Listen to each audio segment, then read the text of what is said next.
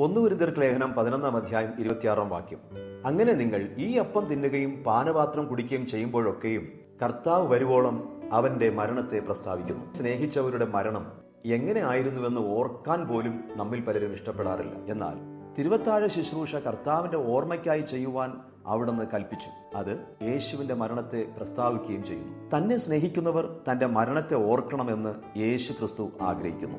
കാരണം ഒരു ക്രിസ്ത്യാനി എന്ന നിലയിൽ നമുക്കുള്ളതെല്ലാം യേശുവിന്റെ മരണത്തിൽ കേന്ദ്രീകരിച്ചിരിക്കുന്നു. നമ്മുടെ പാപപരിഹാരവും സകല അനുഗ്രഹങ്ങളും ആ മരണത്തിൽ ഉൾപ്പെട്ടിരിക്കുന്നു.